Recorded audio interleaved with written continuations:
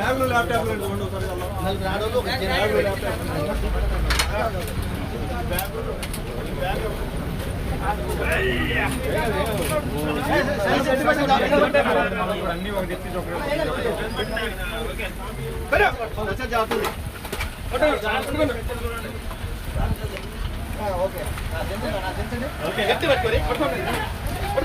హైదరాబాద్ నుంచి వెళ్ళేది వెళ్తున్నారు. ఎన్ని గంటల ప్రాంతంలో జరిగిందండి?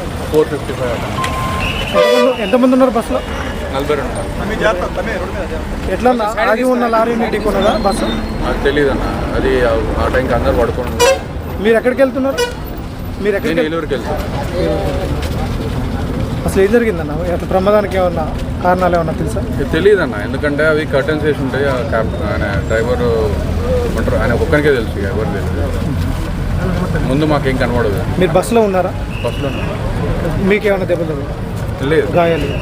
5:15 ప్రాంతంలో మనకు సూర్యాపేట జిల్లా Kodad sub division Kodad rural police station పరిధిలో national highway Hyderabad to Vijayawada వెళ్ళే హైవే పైన ద్వారకుంట దగ్గరలో ఒక ఘోర రోడ్డు ప్రమాదం సంభవించడం జరిగింది. అది మనకు తెలిసిన 5 నిమిషాల్లోనే మనకి ఇక్కడికి పోలీసు అండ్ ఇక్కడ ఉన్న చుట్టుపక్కల ప్రజలు అందరూ వచ్చి నేషనల్ హైవే అథారిటీ వాళ్ళు కూడా సిబ్బంది వచ్చి చూస్తే మనకు హైదరాబాద్ నుంచి విజయవాడ వైపు వెళ్తున్నటువంటి లారీని, ఏదైతే ఇండస్ట్రియల్ పిల్లర్స్ కోసం యూజ్ చేసే హెవీ పిల్లర్స్ ఉన్నటువంటి లారీని బ్యాక్ సైడ్ నుంచి ఈ ఫ్రెష్ బస్ అనేటువంటి ఎలక్ట్రిక్ ప్రైవేట్ బస్ డాష్ ఇవ్వడంతో ఆ పిల్లర్లకు కట్టినటువంటి ఇనుప గొలుసులు తెగి ఆ పిల్లర్లన్నీ వచ్చి రైట్ సైడ్లో కూర్చున్న వాళ్ళకి తాకడంతో పెద్ద ప్రమాదం జరిగింది. ఇందులో మనకు ఒక 6 మెంబర్స్ చనిపోవడం జరిగింది. యాజ్ ఆఫ్ నౌ 5 మహిళలు ఉన్నారు, ఒక పురుషుడు ఉన్నారు. దాదాపు 10 నుంచి 12 మంది ఇంజూర్ అయినారు. అందులో ఒక 2-3 మెంబర్స్ సీరియస్గా ఉంది. వాళ్ళని విజయవాడ బెటర్ ట్రీట్మెంట్ కోసం తరలించడం జరిగింది. అక్కడ కూడా మనం కోఆర్డినేట్ చేస్తున్నాం. అదేవిధంగా మనకి ఇంకా 10 నుంచి 12 మంది ఇంజూరీస్ ఉన్నారు. సో దీన్ని మనం క్షుణ్ణంగా చూడడం జరుగుతుంది.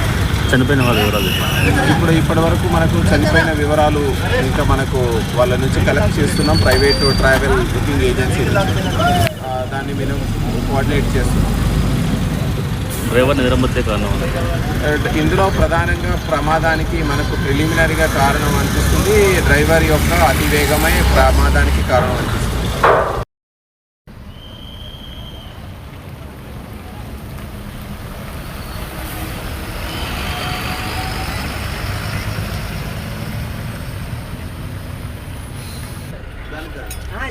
దీనికి చాయిస్కి ఈ దిమ్మ కట్టాలి.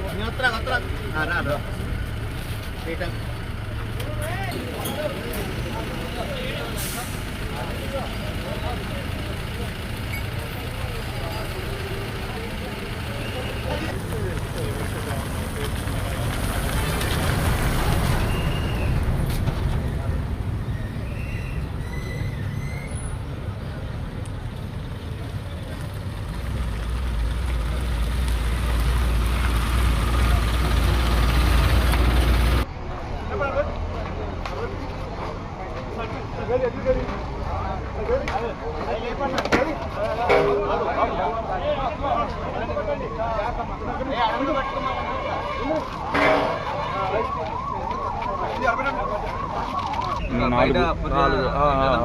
నాలుగు ఇంకా అనుకున్నారా? బయట ఉన్నారు కదా, బయట